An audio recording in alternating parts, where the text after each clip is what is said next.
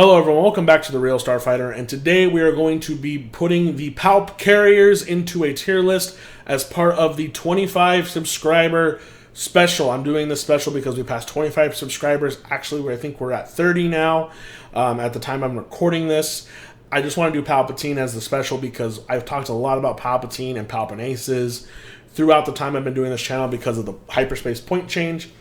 So he's just going to be the focus of this. I'm going to do tons of these every time we go through a milestone. I'm planning on doing maybe an X-Wing tier list and the TIE Fighter tier lists when we pass milestones. So please keep subscribing. Please keep supporting the channel. I really appreciate it. It's been a real fun time doing this, and I'll get these videos out as fast as I can.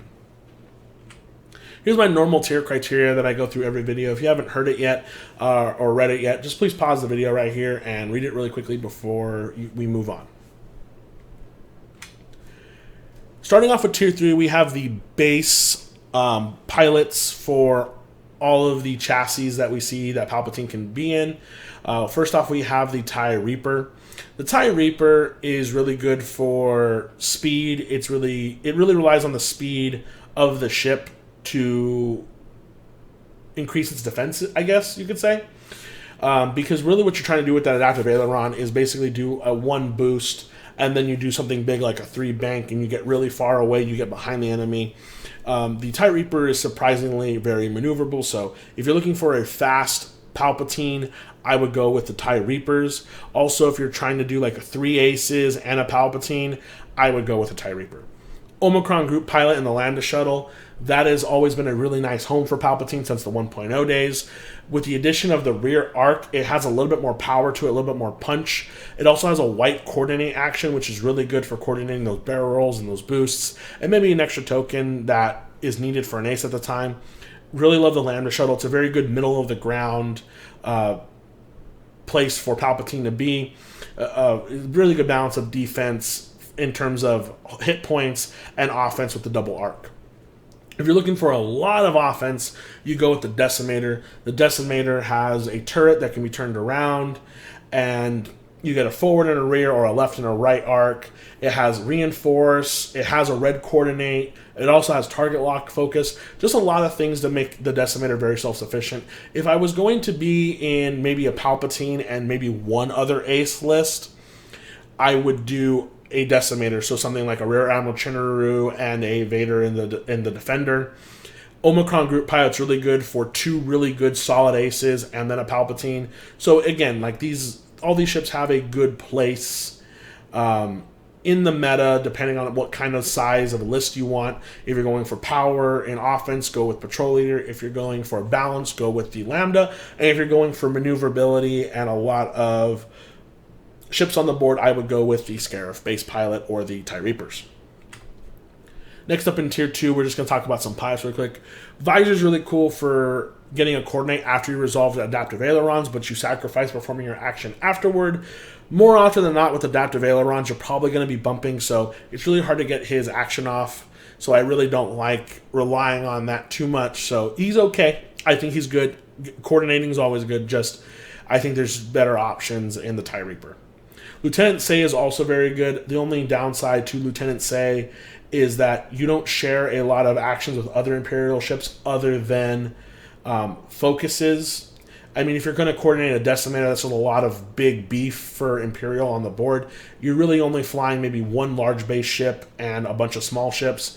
So Lieutenant Say is really only going to mirror a focus action with the coordinate ability that Lieutenant Say has. So because of that, I just don't think you're going to be coordinating focuses too much as you will be coordinating barrels and boosts. Captain Keggie is actually really interesting. The reason why Captain Keggie is Tier 2, even though he's the Emperor Shuttle pilot, is you're really only using that ability maybe once or twice in a game. Basically what you're doing is you're absorbing the target locks or other enemy tokens. Well, actually, no, it's just lock tokens from your friendly ships and putting them on yourself. Now, originally I didn't like that, but in some of the playtesting I've done with Captain Keggie, I found that if you're at range 6, I'm just saying range 6, as in if you were to put 2 range rulers next to each other, say that you have your enemy ships range 3 away from your aces, and they all chose to take target locks on your aces, but in your aces are range 3 of Captain Keggie and the Lambda. You can absorb those tokens onto Captain Keggie, and your opponent now lost all their target locks, and now they're all on Palpatine. And as the game goes on, maybe if you ran Reapers or you ran something with jamming, you can get rid of those target locks, or you can just simply remove the chips off the board and save Captain Keggie from getting shot at with modified shots. There's a lot of good control with Captain Keggie. It's just that I don't like putting a bunch of locks on there, and I'm only going to use it maybe once or twice in a game, because as soon as I use it once, my opponent will catch on and find outs to it. Next up, we have Mirana Key. Mirana Key is the best jouster in the game, in my opinion, because you're able to reinforce the front and then spend one of your charges to reinforce the back. Not only are you able to do a great offense forward, you're also doing a great offense backward, and you're getting double modifications on that second round after people have been hit a little bit. You're able to retaliate better because you have defense and offense because you're saving that reinforced token. It's also really good because you can do it round after round to always flip it forward and back. But once you run out of charges, you run out of the ability. So again, Mirana Key is very strong, very good. If you're really tactical, you take a reinforce before the first round of engagement and you reinforce the aft, and then you spend the charge and you reinforce the fore, and then you take another action for offense. I've seen some really cool combos of Mirana Key. It's just very, very hard to calculate, very, very hard to pull off. And because you only have a limited number of charges, she's only good for a certain amount of time, so making her tier 2. At the top of tier 2, we have Colonel Jendon. Colonel Jendon's ability is absolutely insane, being able to have your whole list take target locks beyond range 3 for a round. With that being said, it's only good for the first round of the game, so you're not using it a ton of times, thus making it tier 2. But it is a very powerful ability to set up your TIE Advanced X1, set up your Inquisitor TIEs, and setting up your Interceptors if they take the targeting computer upgrade card. Then in tier 1, we have big names that you probably know. Definitely going to be talking about Rear Admiral Chinnaru. Not really too much to talk about, though.